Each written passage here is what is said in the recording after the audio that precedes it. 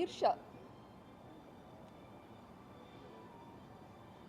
అంటే నాకు కొంచెం ఫోన్ సైలెంట్లో పెడతారండి అందరూ? ఓకే. ఈర్ష్య అంటే నాకు అర్థం కావట్లేదు. నేను 2008లో యూఎస్ నుంచి వచ్చాను.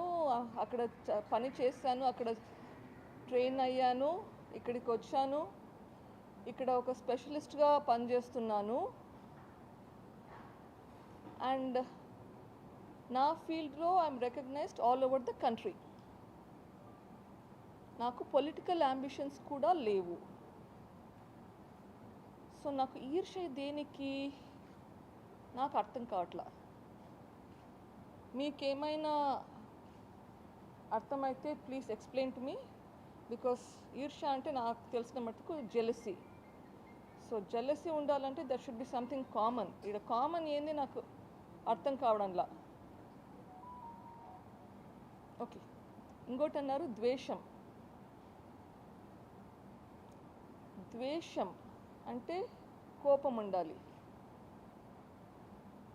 ఇది వరకు మేము పులివెందుల్లో పాత ఇంట్లో ఉండేటప్పుడు, రాజారెడ్డి స్ట్రీట్లో ఉన్నప్పుడు పక్కనే ఇండ్లు ఉంది. సెలవులకు చిన్నప్పుడు హాస్టల్ నుంచి ఇంటికి వచ్చేటప్పుడు కానీ ఇంటికి వస్తే ఒకసారి చుట్టపు చూపుగా వాళ్ళ ఇంటికి వెళ్ళేదాన్ని. ఇప్పుడు ఇల్లులు మారాక యాక్చువల్గా వాళ్ళ ఇల్లు ఎక్కడుందో కూడా నాకు సరిగ్గా తెలియని పరిస్థితి. ఎక్కడో పరిసర ప్రాంతంలో ఉంది అని తెలిసినంత వరకే కానీ ఎక్కడ పర్టికులర్ లొకేషన్ దానికి దారి కూడా నాకు తెలియకుండా ఉండింది. నేను ఈ ఇన్సిడెంట్ జరిగినాక ఒకసారి వాళ్ళ ఇంటికి వెళ్ళినప్పుడు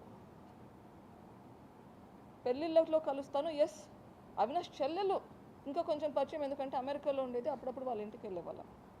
కానీ అవినాష్ మనిషే అంత పరిచయం లేనప్పుడు ద్వేషం ఎక్కడి నుంచి వస్తుందో నాకు తెలియదు. Okay, so let me set the record straight there. Power అన్నదా ఈ ఫ్యామిలీలో నేను పుట్టినప్పటి నుంచి చూస్తూనే ఉన్నాను. ఇది నాకు కొత్త కాదు. ఈ పవర్కి దూరంగా పోదామనే ట్రై చేస్తున్నాను ఇన్ని రోజులు. అందుకే 2019కి ముందు మీకెవరు నాకు తెలియదు, కానీ మెడికల్ ఫీల్డ్లో అందరికీ నాకు తెలుసు, అంటే తెలుసు. పవర్కి దూరంగా ఉన్నాను. కానీ దేవుడు ఏం రాసి పెట్టారో, ఈ సిచ్యుయేషన్ తెచ్చిపెట్టారు, ఇక్కడికి రావాల్సింది వచ్చింది. So I'm here. అవినాష్ గారు చాలా పాయింట్స్ రేస్ చేశారు. లెట్ మీ కొన్ని నోట్ చేసుకున్నాను, ఒక్కొక్కటి పోదాం. ఇది ప్రాబబ్లీ ఈ YS Vivekananda Reddy murder case ఈ పాలిటిక్స్ ఇన్వాల్వ్ కాకుండా